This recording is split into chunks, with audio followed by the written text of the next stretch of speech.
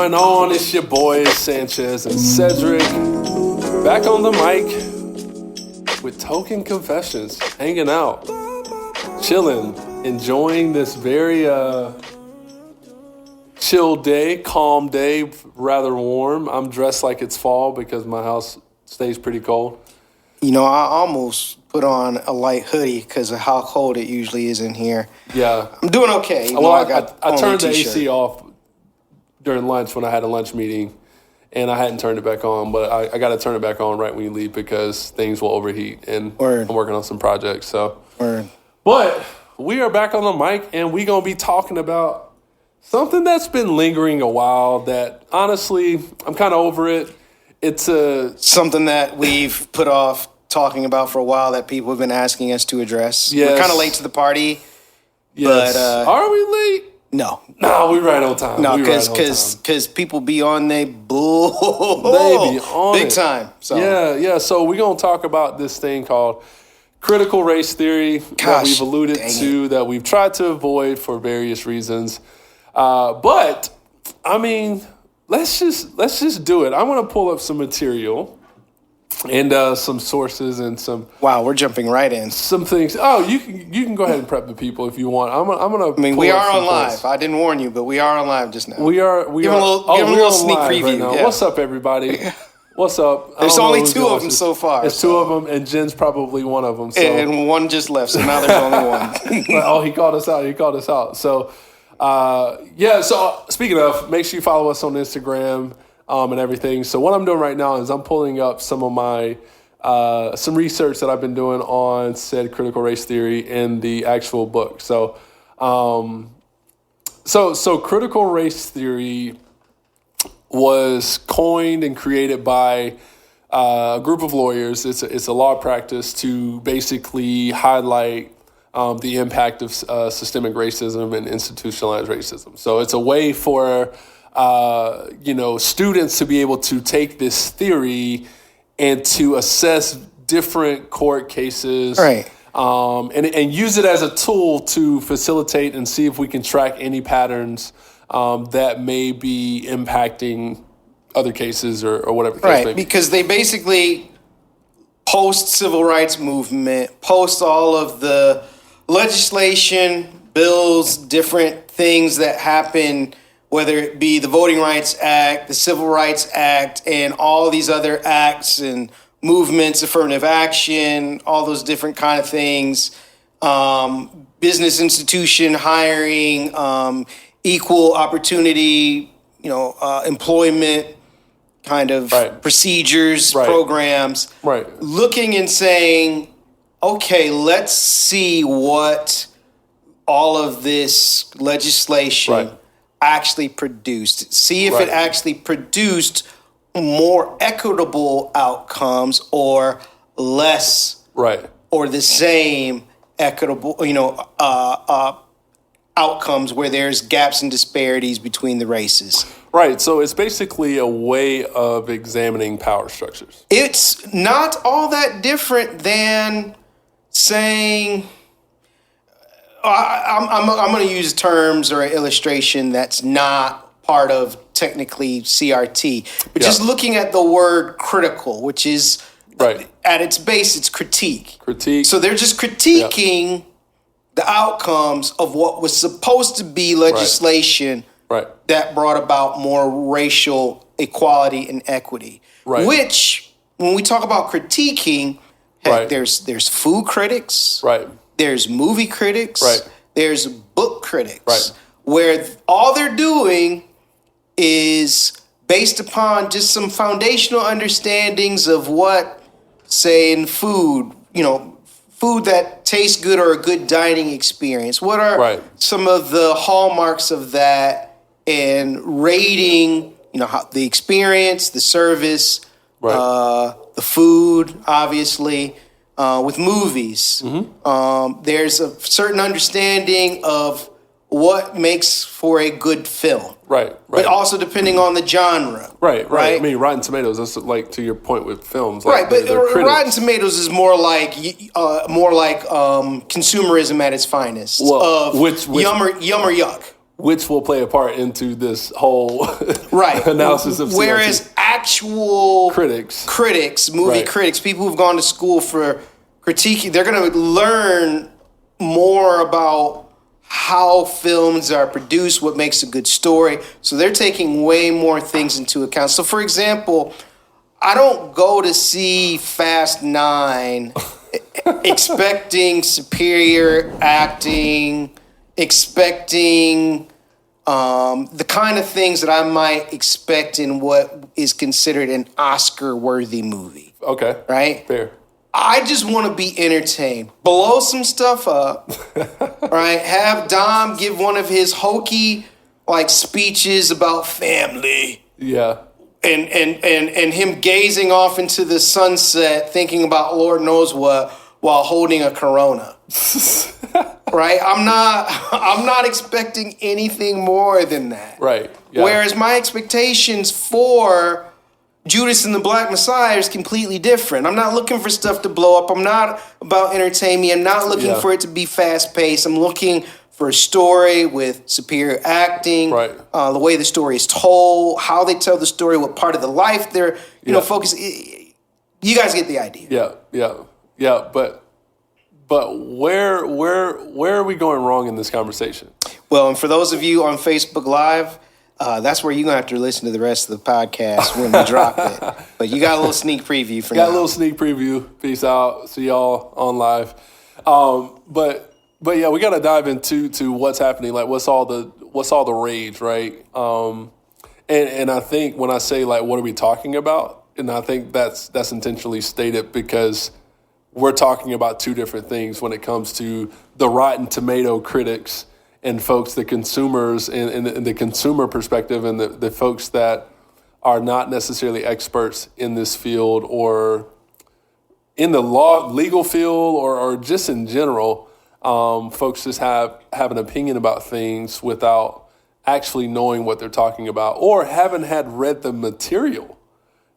I've run into so many people that have had such opinions about CRT, and I'm like, well, where did you find that what chapter did you find that in?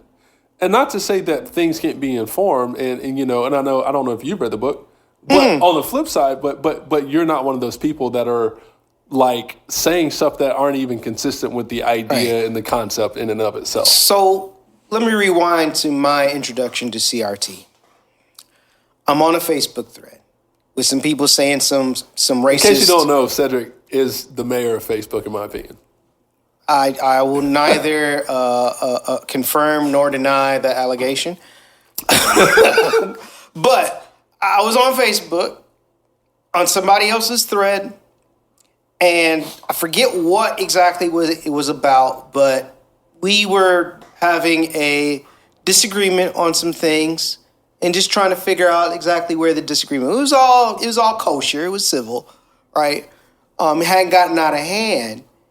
But then somebody, I can't remember if it was the original post or somebody else, said, "Oh, that sounds like critical race, or that sounds like CRT." And I'm like, CRT? What's CRT?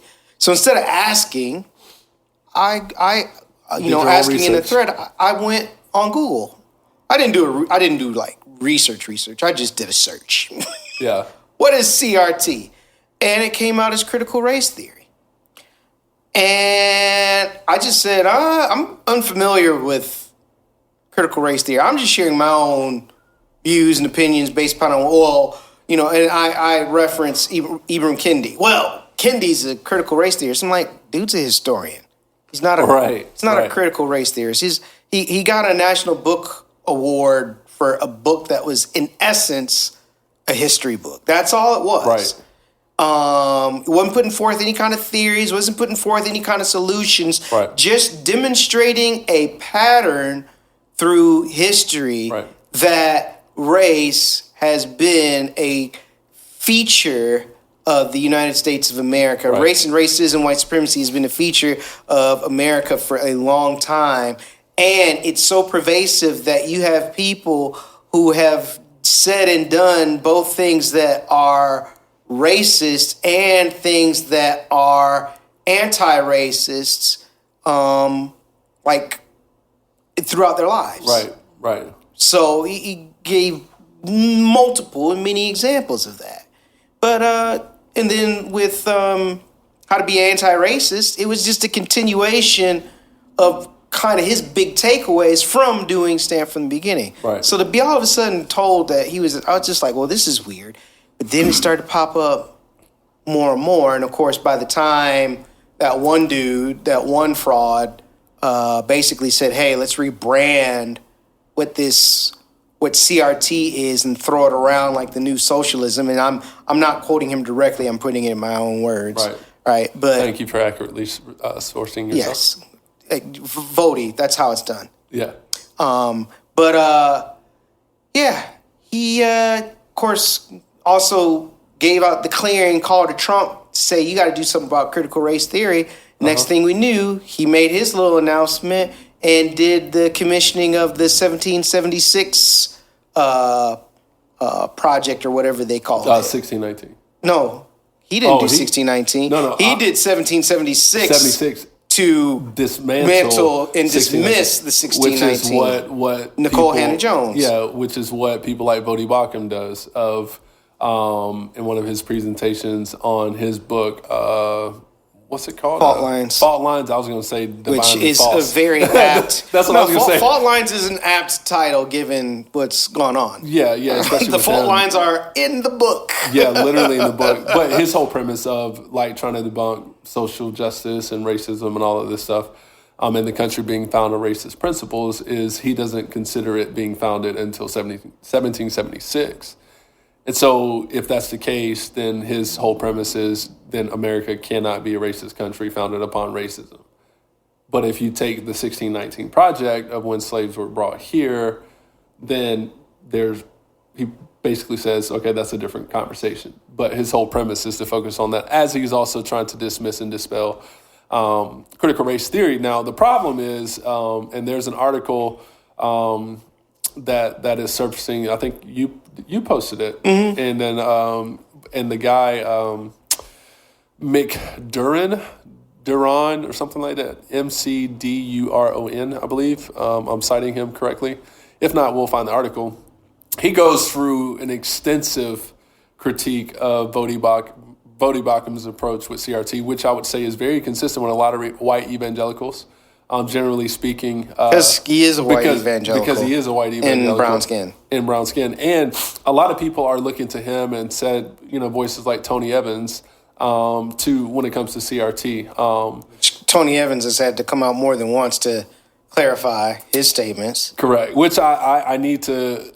Again, I'm taking it in loads, and right now I'm trying to get through the CRT book and these criticisms. This dude over here doing his dissertation, he in deep. Yeah, I'm in deep. So I'm trying not to bomb it too much. But basically, the problem is in general, and the lesson I think we can learn is it starts with, and again, I'll give you a little insight to where I'm at with my chapter. CRT and the criticisms that we're facing is, like, you have to understand, like, this is rooted in cognitive bias, right? Like people are coming to this conversation with a mental bias already, right? Mm-hmm. And then from that, in order to affirm that bias and to resist dissonance, I have to then confirm the bias that I already have. So I'm going to look for other labels like CRT to disguise my hatred for anti-racism work and anti-racism in general. Right. And all of this is to do what? To appease what I'm presenting as cognitive dissonance within folks. And there are different stages. And so I think what CRT has only exposed is the realities of, the power structures not wanting to go down without a fight. And people not wanting to really, really pursue an equitable and just society. So I've quoted this quote many times, and I'm not going to pull it up right now, so I'm just going to remember it as best as I can. But I heard Mark Charles, who's an activist, do a talk at Q Conference in Boston 2015. At the beginning of it, he quoted Aboriginal leader in Canada, George Erasmus, who said, and I'm paraphrasing, where there is to be community, there needs to be a common memory. Where common memory is not shared, there cannot be no community can be formed. Mm-hmm. And so it's basically saying that the reason why there's so much division, and particularly when it comes to race in America, is because we don't have a shared and common memory.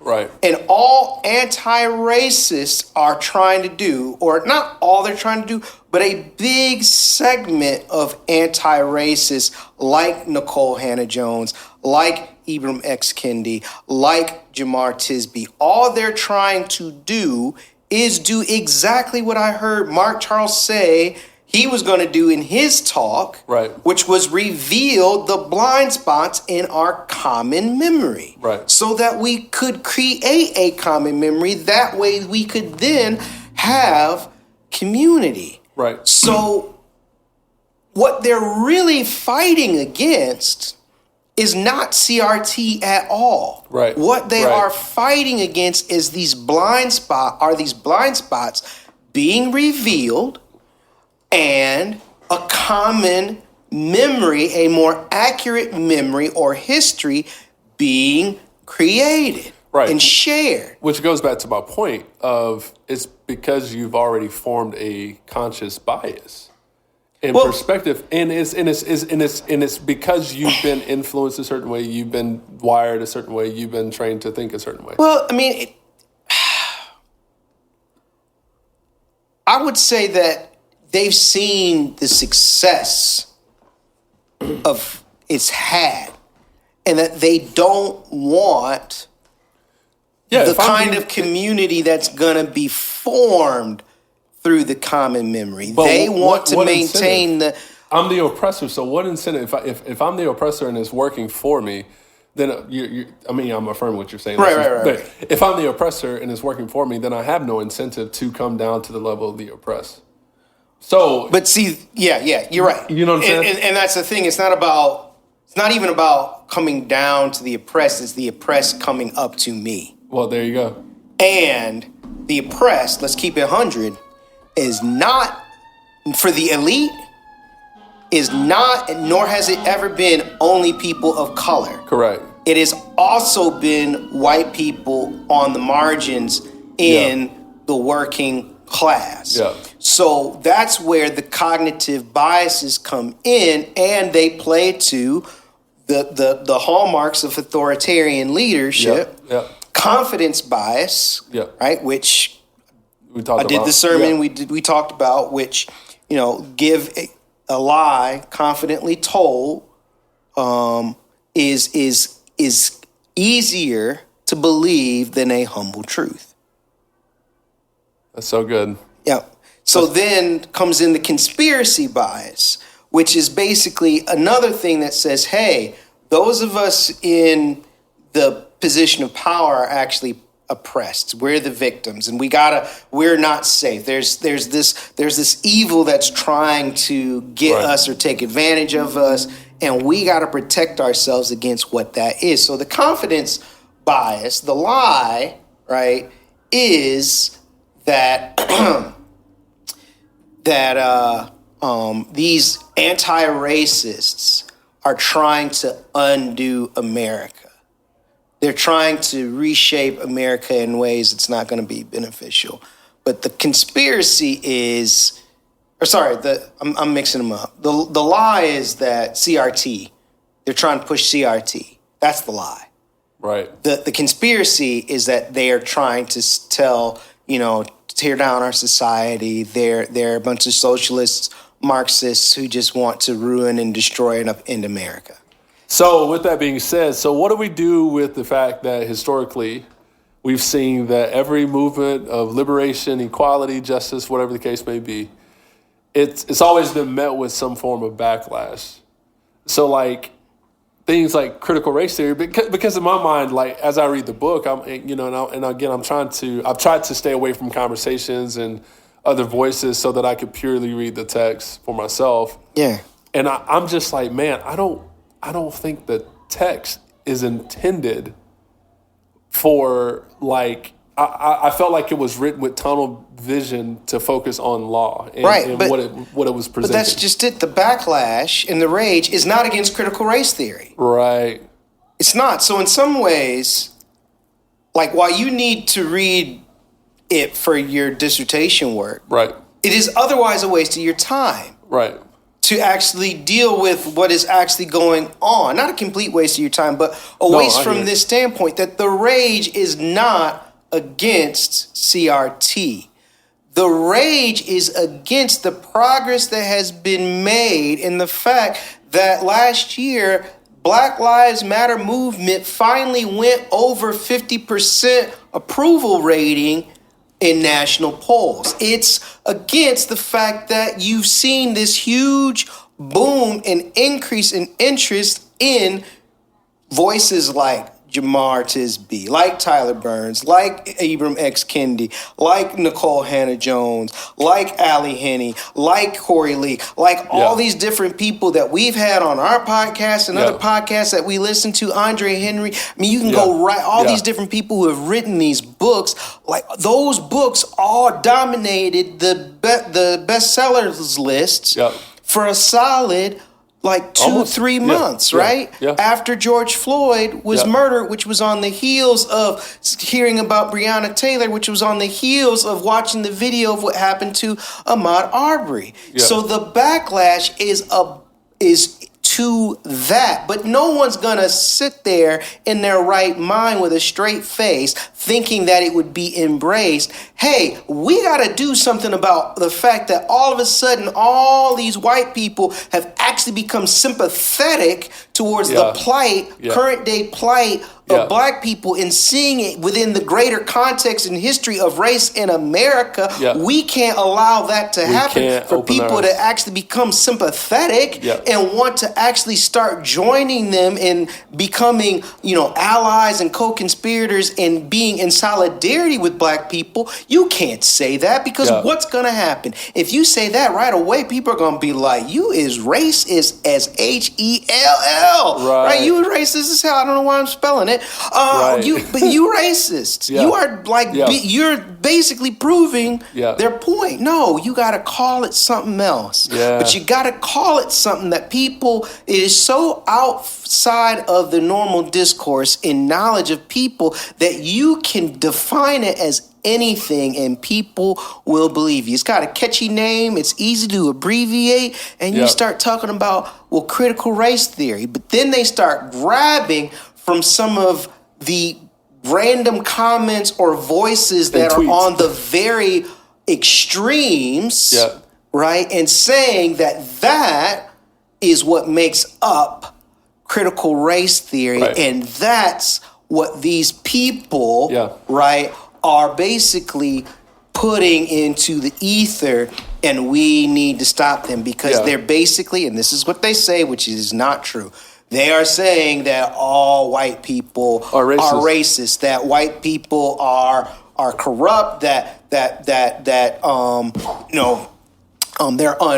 quote unrighteous, or they can't be righteous, right? Which is what Vody says. Which was Vody was saying that some of the critical race theorists were saying, the word righteous is not in the book at all. Not at all. And so they're making all these accusations, and because people don't know anything about critical race theory, but there's always been this latent fear. We've talked about it before, right? One of the oldest racist ideas is that black people are one day going to rise up and give it as good as they've gotten. Yeah.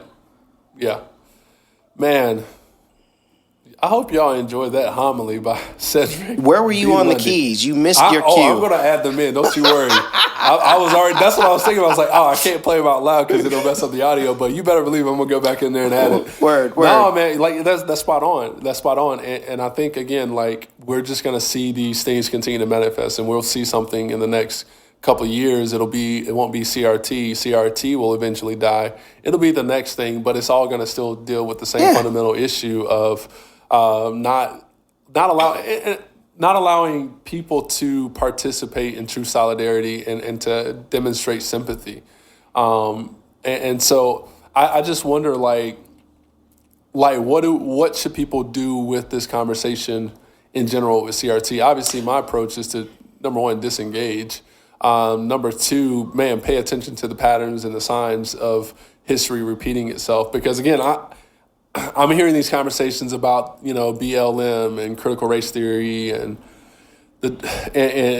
white fragility, but I'm also knee deep in the civil rights movement, and I'm like, I don't know which freaking decade I'm in. Because it's the same things. Same thing. Communism, right. Socialism, same thing. Black power, Black lives, national threat to security. Sure, you want to take it, all the way back to post-Civil War, Negroes and taking over the government and these carpetbaggers, that help them.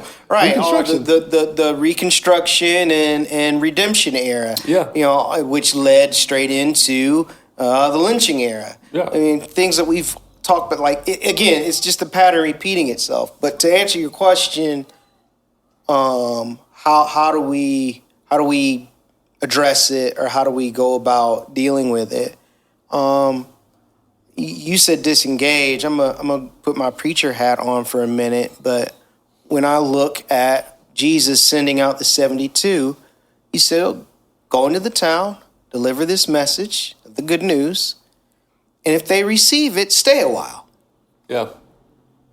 Be welcomed into their home, basically treat them like family. Like, if they extend, the hand of fellowship to you, then by all means, embrace it. Right. But if they reject you, if they reject the message, if they tell you, try to just, turn around, wish them well. Dust off your feet. Right? Knock the dust off your sandals and move to the next town. Yeah. And that's been my approach, is because it's such a diversion tactic. It's like the counter in football, and switch. Right? It's the hokey doke. It's the sleight of hand. Again. Right. Get all their momentum moving in one direction, and then plant that foot and explode in the other direction. Yeah. Right. So my whole thing is I'm not falling for the okie doke. Yep.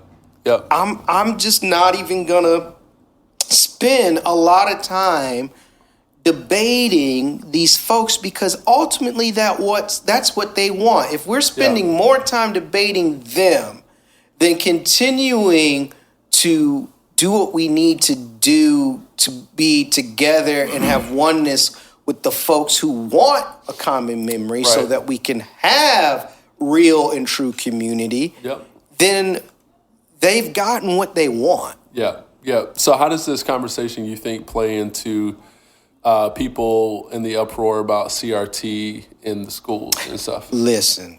Again, I have my thoughts of it going, and my thoughts would literally regurgitate what you just said. Right. They on their bullshit. Yeah. Because there is not one school in America, not one K through 12 school in America, public school in particular, that is actually teaching CRT. Right. They are not teaching critical race theory. None of those scholars' work is being used as textbooks or references. Listen, most of the schools in the South are still teaching a history that is sympathetic towards those who literally betrayed and left the country. Those traitors, otherwise known as the Confederates. Yeah.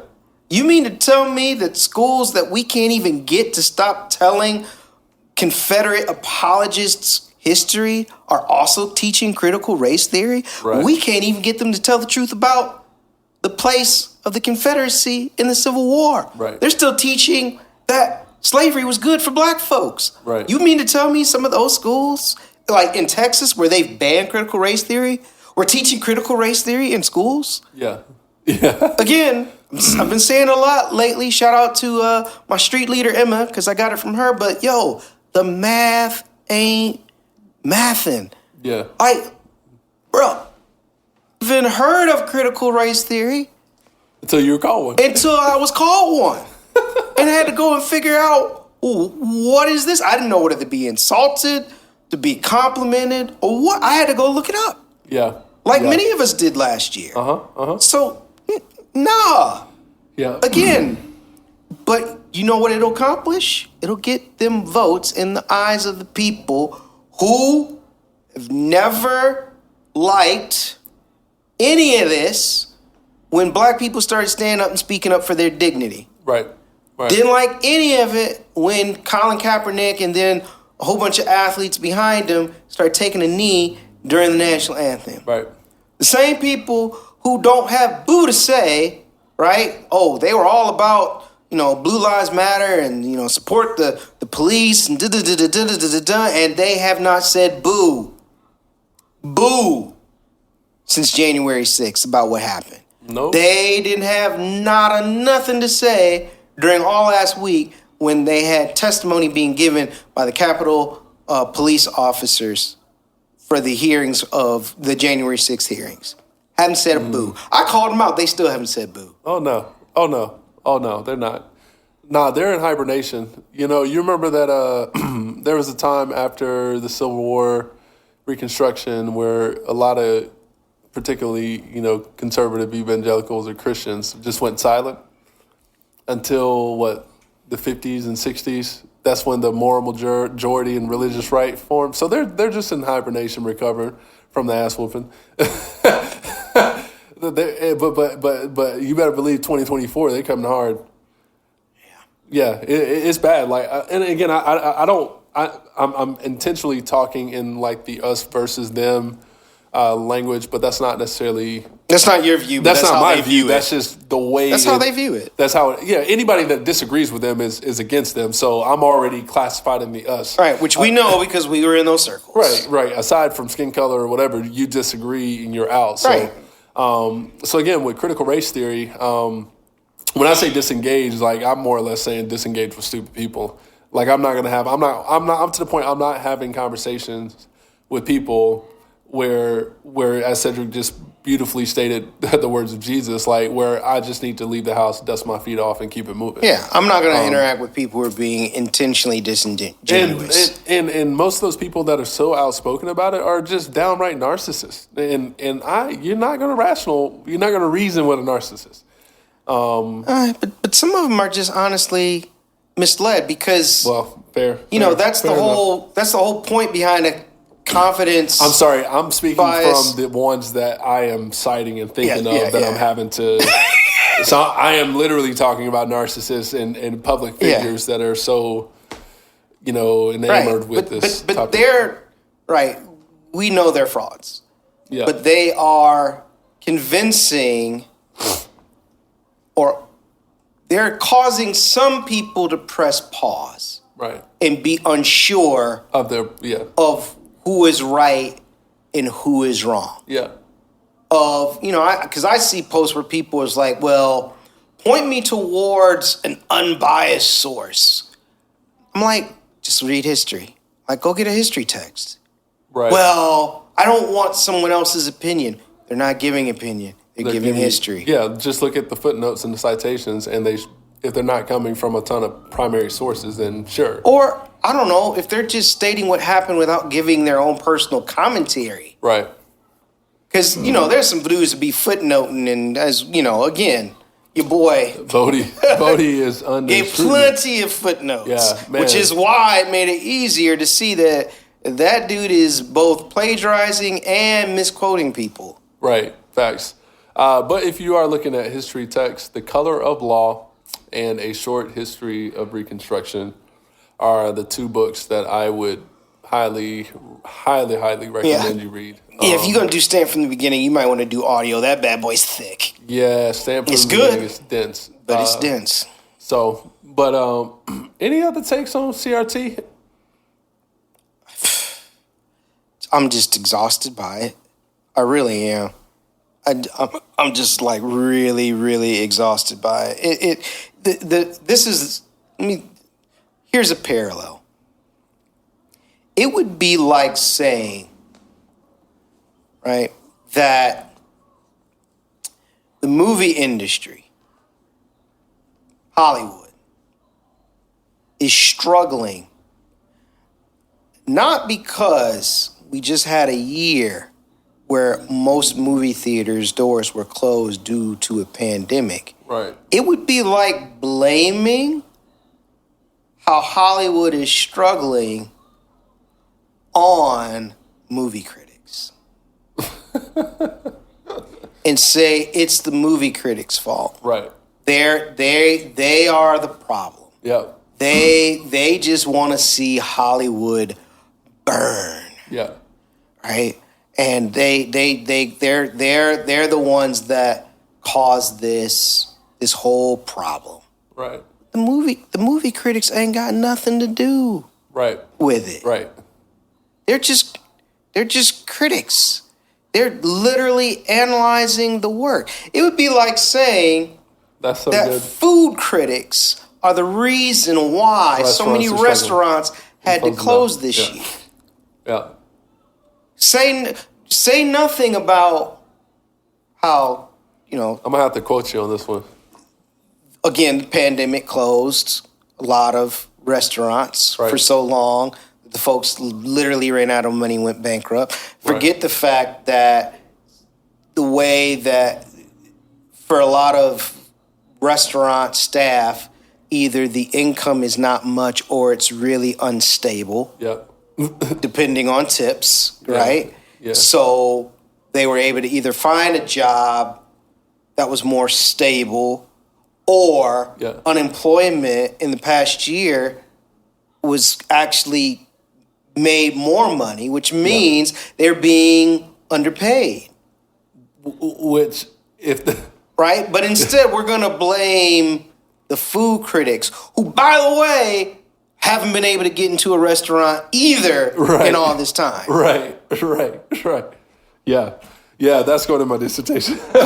Yeah, that's so good. Just make sure you credit me. I will. I'll have to figure out how to cite you. I can cite the podcast. On this podcast, yes. Yeah, man. Hey, so before we go, I do have one recommendation if you hadn't seen it on Netflix. Lupin. I just watched it. I don't do a ton of TV shows. Bro, it is well done. Okay. It's in French, but obviously there's I can do subtitles. Yeah, there's English. Well, it's in English, but its origins, I think, are in French. Okay. But really phenomenal watch on Netflix. It's been great. I have been watching one TV show lately. What is that? Ted Lasso.